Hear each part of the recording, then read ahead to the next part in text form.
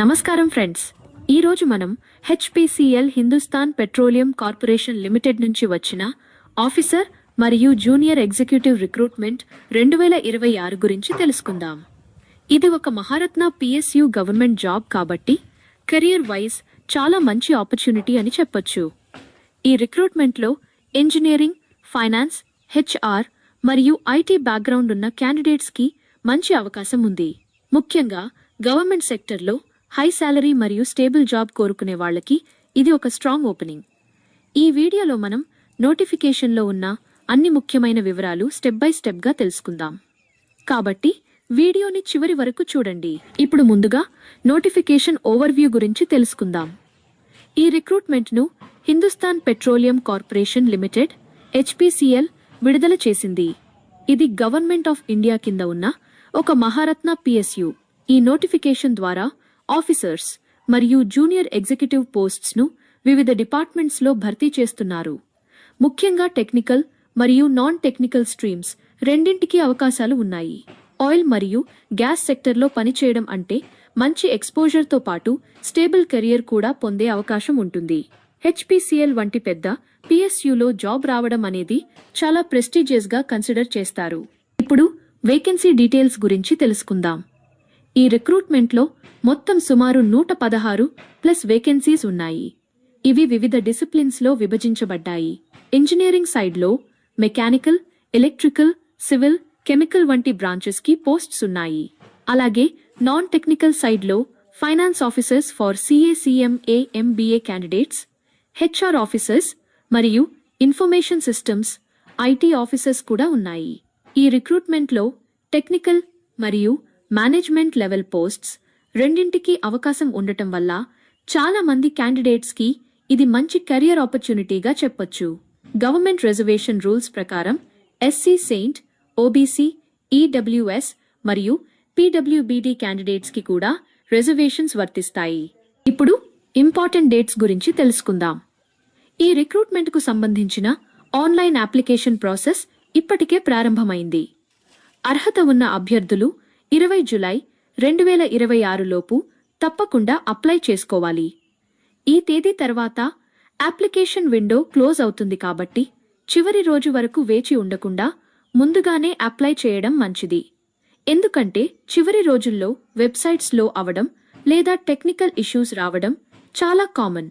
అలాగే హెచ్పిసిఎల్ వంటి పిఎస్యు రిక్రూట్మెంట్స్లో డెడ్ లైన్ స్ట్రిక్ట్లీ ఫాలో చేస్తారు కాబట్టి లేట్ అప్లికేషన్స్ను ఎట్టి పరిస్థితుల్లో యాక్సెప్ట్ చేయరు. కాబట్టి ఎలిజిబుల్ క్యాండిడేట్స్ వెంటనే అప్లికేషన్ ప్రాసెస్ కంప్లీట్ చేసి కన్ఫర్మేషన్ పొందడం బెటర్. ఇప్పుడు ఏజ్ లిమిట్ గురించి తెలుసుకుందాం. ఈ రిక్రూట్మెంట్లో మాక్సిమం ఏజ్ లిమిట్ పోస్ట్ ఆధారంగా ఉంటుంది. సాధారణంగా అప్ టు 55 ఇయర్స్ వరకు ఉంటుంది. అంటే ఎక్స్పీరియన్స్డ్ క్యాండిడేట్స్కి కూడా ఆపర్చునిటీస్ ఉన్నాయి. అలాగే గవర్నమెంట్ రూల్స్ ప్రకారం ఎస్సీ, సెయింట్, ఓబీసీ మరియు పీడబ్ల్యూబీడీ క్యాండిడేట్స్కి ఏజ్ రిలాక్సేషన్ కూడా వర్తిస్తుంది. ఉదాహరణకు ఓబీసీ క్యాండిడేట్స్కి 3 ఇయర్స్, ఎస్సీ/ఎస్టీ క్యాండిడేట్స్కి 5 ఇయర్స్ రిలాక్సేషన్ ఉంటుంది. పీడబ్ల్యూబీడీ క్యాండిడేట్స్కి మరింత రిలాక్సేషన్ ఇవ్వబడుతుంది.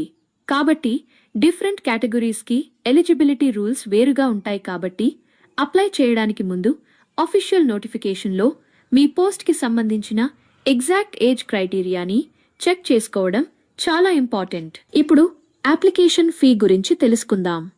ఈ రిక్రూట్మెంట్లో ఫీ స్ట్రక్చర్ కేటగిరీ ఆధారంగా ఉంటుంది. జనరల్, ఓబీసీ మరియు ఈడబ్ల్యూఎస్ క్యాండిడేట్స్కి కొంత అప్లికేషన్ ఫీ ఉంటుంది. సాధారణంగా ఇది ₹200 నుంచి ₹500 మధ్యలో ఉంటుంది. కానీ ఎస్సీ, సెయింట్, పీడబ్ల్యూబీడీ మరియు ఎక్స్ సర్వీస్మెన్ క్యాండిడేట్స్కి అప్లికేషన్ ఫీ పూర్తిగా ఎగ్జెంప్టెడ్ ఉంటుంది. అంటే ఎలాంటి ఫీ చెల్లించాల్సిన అవసరం లేదు. పేమెంట్ ప్రాసెస్ పూర్తిగా ఆన్లైన్ మోడ్లోనే ఉంటుంది. అంటే debit card, credit card, net banking లేదా యూపీఐ ద్వారా ఫీ పే చేయాలి. ఒకసారి పేమెంట్ చేసిన తర్వాత అది రీఫండ్ అయ్యే అవకాశం ఉండదు. కాబట్టి అప్లికేషన్ సబ్మిట్ చేయడానికి ముందు అన్ని డీటెయిల్స్ సరిగా ఉన్నాయో చెక్ చేసుకోవడం మంచిది. ఇప్పుడు ఎడ్యుకేషనల్ క్వాలిఫికేషన్ గురించి తెలుసుకుందాం. ఈ రిక్రూట్మెంట్లో పోస్ట్ ఆధారంగా క్వాలిఫికేషన్ రిక్వైర్మెంట్స్ ఉంటాయి. ఇంజనీరింగ్ పోస్ట్స్ కోసం క్యాండిడేట్స్ తప్పనిసరిగా బీఈ లేదా బీటెక్ పూర్తి చేసి ఉండాలి. సంబంధిత బ్రాంచ్లో మాత్రమే ఎలిజిబుల్ అవుతారు. ఉదాహరణకు మెకానికల్, ఎలక్ట్రికల్, సివిల్ లేదా chemical engineering. Finance officer posts కోసం సిఏ, సిఎంఏ లేదా ఎంబీఏ ఫైనాన్స్ క్వాలిఫికేషన్ అవసరం. హెచ్ఆర్ పోస్ట్స్ కోసం ఎంబీఏ లేదా పోస్ట్ గ్రాడ్యుయేషన్ ఇన్ హెచ్ఆర్ ఉండాలి. అలాగే ఐటీ లేదా ఇన్ఫర్మేషన్ సిస్టమ్స్ పోస్ట్స్ కోసం బీఈ, బీటెక్ లేదా ఎంసీఏ ఉండాలి.